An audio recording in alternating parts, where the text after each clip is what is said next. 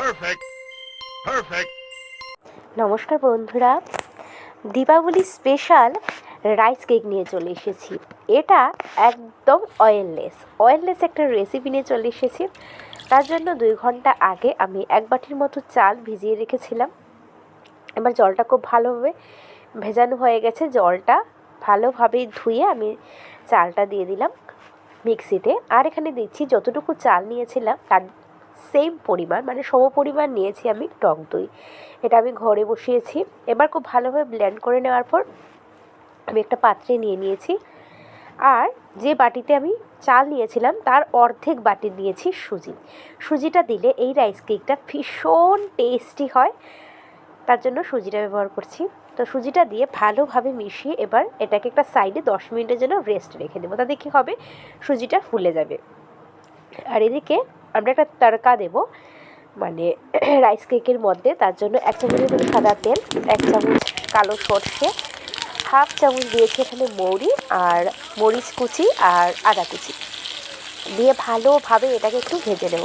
তবে একদম পুড়িয়ে ফেলা যাবে না, জাস্ট হালকা করে ভেজে নিয়েছি। এবার এখানে 10 মিনিট হয়ে গেছে। সুজি কিন্তু অনেকটাই জল সোক করে নিয়েছে।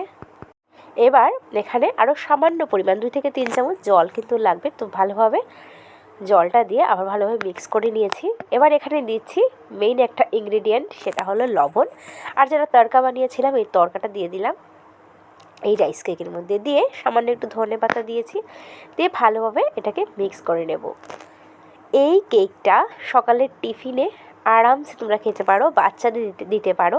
যারা ওয়েট লস করতে চাইছো তাদের জন্য কিন্তু ভীষণ হেলদি একটা ব্রেকফাস্ট, যেটা জিরো অয়েল, মানে অয়েললেস একটা ব্রেকফাস্ট, তারপর ভারী ব্রেকফাস্ট। এবার একটা প্লেট খুব ভালোভাবে তেল দিয়ে গ্রিস করে নিয়েছি। আর এখানে নিচ্ছি ইনো।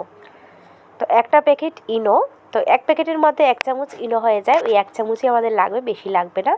এবার ইনোটা দিয়ে দিলাম, ইনোর উপরে একটু জল দিলাম, দিয়ে ভালোভাবে একদম মানে আস্তে আস্তে করে ইনোটাকে মিশিয়ে নিচ্ছি। আর ইনোটা দেওয়ার সাথে সাথে খুব ফ্লাফি হয়ে যায়। ইনো দেওয়ার পর বেশি টাইম আর ওয়েট করা যাবে না, সাথে সাথেই পাত্রের মধ্যে ট্রান্সফার করে দিতে হবে আর জালে বসিয়ে নিতে হবে। এইভাবে যদি তুমি রেখে দাও ইনো দিয়ে, তাহলে কিন্তু ব্যাটারটা নষ্ট হয়ে যাবে। যদি ঘরে ইনো না থাকে তাহলে বলবো হাফ চামচ বেকিং পাউডার দিয়ে দিতে পারো। আর বেকিং পাউডার না থাকলে 1/4 চামচ বেকিং সোডা দিলেও হবে। এবার একটা পাত্রে জল গরম করে একটা বাটি উল্টে দিলাম, আর এই বাটির ওপরে আমি বসিয়ে দিলাম এই প্লেটটা। অপেক্ষা করব ঠিক 12 থেকে 15 মিনিট। তো 12 থেকে 15 মিনিট পর আমি ফিরে আসছি।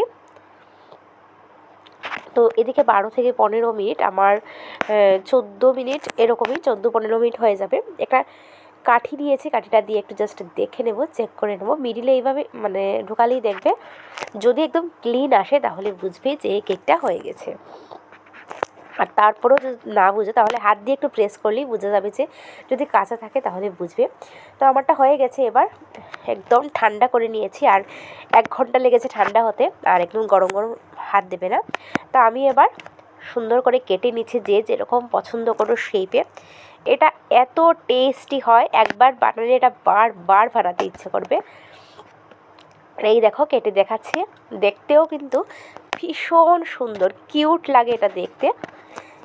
আজকের ভিডিওটা যদি ভালো লাগে চ্যানেলটা সাবস্ক্রাইব করতে ভুলবেন না। আর হ্যাঁ, প্লিজ ভিডিওটা যদি ভালো লেগে থাকে একটা লাইক করে দেবেন।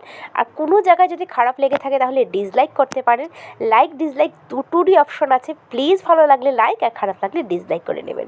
একটু সামনে দিকে দেখিয়ে দিচ্ছি রাইস কেকগুলো কতটা টেস্টি হয়েছে। আমি উপর থেকে ধনেপাতা আর একটু শুকনো মরিচ ছড়িয়ে দিয়ে সাজিয়ে নিয়েছি। সবাই ভালো থাকবে, সুস্থ থাকবে। আবার দেখা হবে নতুন ভিডিওর সাথে। টাটা।